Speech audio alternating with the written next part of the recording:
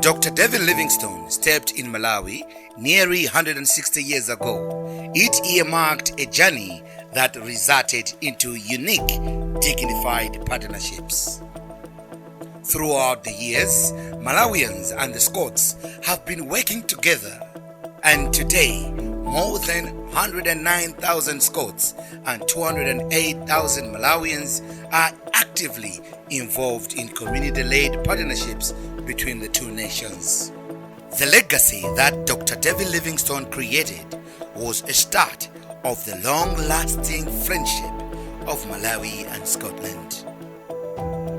One among many developments is the Dr. David Livingstone Memorial Clinic located in the capital of Malawi. Scotland is a friend indeed for Malawi.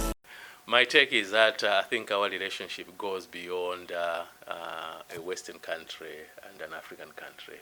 We are really friends.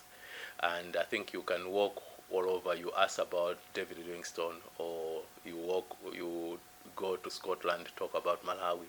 They will know the kind of work we're doing. From health, education, agriculture, environment, the Scottish government and the Scottish partners have ensured tremendous development initiatives.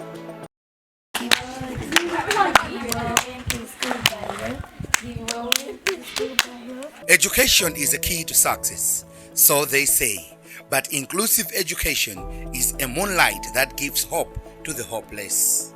The Scottish government, SG, pumped in about 1.1 billion kwacha through Sense Scotland to allow CCAP Livingstonia Synod Education Department to run a 6-year project aiming at promoting the rights of the persons with disability. Rachel from Kadapi district, who dreams of becoming a doctor one day, her right to education was on threat. But thanks to the project, she can now afford a sigh of relief. A, E, O, U. People with disabilities are more likely to live in poverty due to multiple barriers to access education, healthcare, and employment. Tools and Training for Livelihood in Malawi is a project run by Global Concerns Trust and funded by the Scottish Government that has seen Malawi Council for the Handicapped, Makoha, trained 180 adults with disability. Precious Matope is from Cheu. After learning the skills, the 27-year-old now teaches his friends. Ndawanisawo kugula tidziweto pamoyo wanga ndikuyamba pano uvuni mwe nayo mangidwa kusele kuja zidinazo ndizanga ndi ndikuona be kuti ndi zinthu zoti chifukwa cha lusole sibwezi nditakwanisa ngati zinthu zimenezo. Mary's Meal feeds about 1 million children every school day in Malawi. This has motivated some who dropped out from school to go back to attend education. Ebenezer Chawinga, who is in Standard 8 at Changarume Primary School in Zomba, he left school as his family could not afford basic needs such as food. The introduction of feeding program motivated Ebenezer to go back to school. Last year school 2016 de nakaja ga yumuze sawiro school de azang 2018 phaira bu danzanga nandungu solo ya makapa ande basi namba kubwera.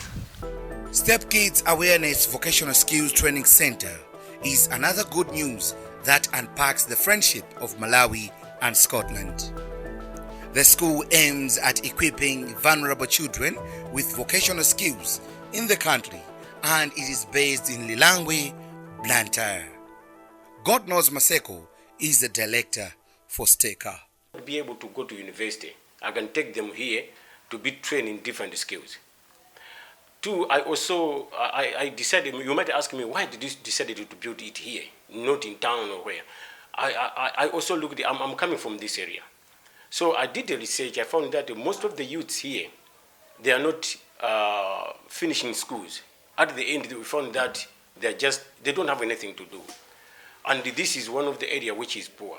Why? most of the youth, they don't have anything to do. They are not finishing school. So I feel that if I bring it here, I will give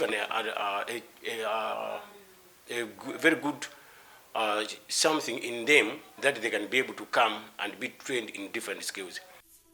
In church links, Zomba Theological University has lived to see the goodies of church links since the Church of Scotland has helped ZTU to attain the university status and get its accreditation. They now enjoy a new face at the campus. Water is life, so they say. Living to the words of the wise, Baseflow stands as a Malawian NGO and pioneering social enterprise dedicated to enhance the sustainability of groundwater sources, ensuring that rural communities gain access to safe drinking water. For instance, people from Jordan Village in Lilangwe, Blantyre, now live a better life. Behind me. So these are 10-liter tanks. One of the tank was actually to support domestic use. So there we have a kiosk that we built. So from a borehole, upgrading to a more of a communal kiosk where people can actually now access tap water. And you can see it's actually joined with an inline chlorination system. But we have a kiosk where people can actually draw the water. And then we have these 3 ponds, fish ponds. So we introduced the community here to fish farming. Deliver life to mothers, girls and children in the southern region of Malawi 2 project by Water Aid has made some significant contributions towards the improved access to clean water, safely managed sanitation, improved hygiene in healthcare facilities and other 40 surrounding communities in the 2 districts of Zomba and Machinga. And now, after the interventions, we have seen a great tremendous. And some of the transformation that have been there is that even the communities themselves, they have realized that this is our own things, or our own infrastructure, our own health services. Twinning of health centers from Malawi and Scotland project has also transformed Matawale Health Center in Zomba. Matawale Health Center has seen new computers, solar power, internet, and other variables. Amazing. But that is not all. Did you know that before 2019, Malawi did not have any school that offered a dental surgery degree program?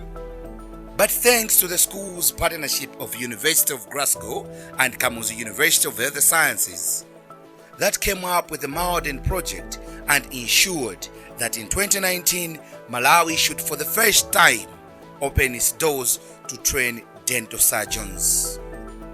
Esther Komba is one among the 10 in the first cohort at Kamuzu University of Health Sciences. So I hope to be one of the people that actually can populate those fields, as well as help like in the near future, that is when I'm well equipped, also help other people by maybe becoming a lecturer or, you know, teaching the younger groups that are coming after me, so we can all be a part of this change in Malawi. Partnership of Kamuzu University of Health Sciences and University of Glasgow established a fully internationally accredited clinical research facility. Named after the Scottish town Blantyre and the city of the same name in Malawi, the Blantyre to Blantyre project was developed through a 2-way discussion of need, expertise, and complementarity between the 2 institutions. So this Blantyre Research Facility has opened a window where researchers within this university can do their work, do their tests, and analyze their samples here at Blantyre Research Facility so that they can publish, and hence adding to the data that the university is producing, and hence the ranking, as you have rightly said. Let me also say that other universities who may need this facility have a home, and it is open not only to Kamuzu University of Health Sciences, but other universities within Malawi want to collaborate with us, and even outside can bring their work here. It is a place where we don't only analyze samples, but I'm happy to say it has been accredited where even other clinical trials where we want to try new research drugs or therapeutics can actually be affiliated here, get tested, and we can do those research and publish the results for the advancement of medicine. In the realm of global health, cervical cancer continues to stand as a significant threat to women's lives. The Scottish government poured in its funds to implement Malawi Scotland cervical cancer screening and mentorship project, MASCOT, in various districts in the country.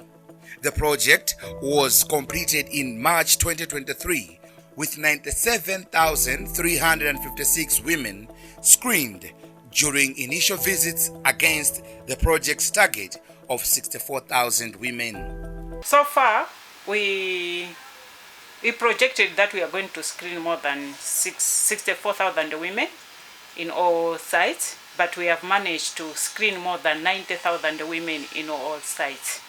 Challenges Worldwide lives to impact farmers through the long-lived partnership of Malawi and Scotland.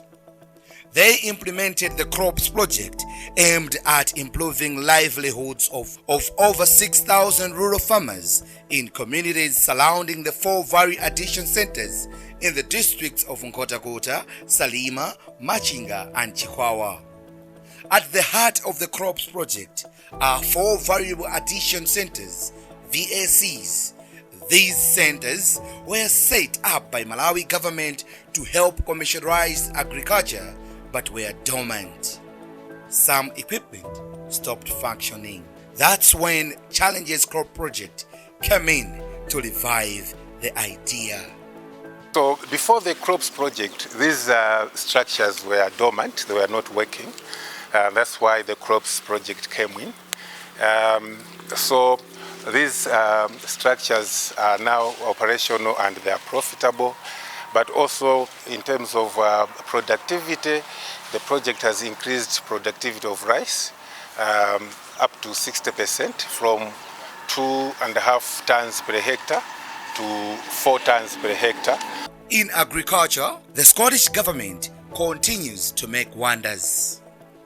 Modern farming is the future of farming in the world. Through the support from the Scottish government, Mzuzu-based Malawi Fruits Organization now enjoys selling their products to major supermarkets like ShopRite. In Malawi, we have a problem whereby there are no structured markets for vegetables. So as modern farming technologists, we are trying to address that problem. So once the farmers have given us the produce, we also have some other outlets where we supply these vegetables. To make sure that these structured markets are sustained, we need to have quality products and also we need to be consistent. From glass bottle cutting to tumblers, making briquettes and making organic fertilizer, Edward Msiska is not an ordinary young leader in Malawi.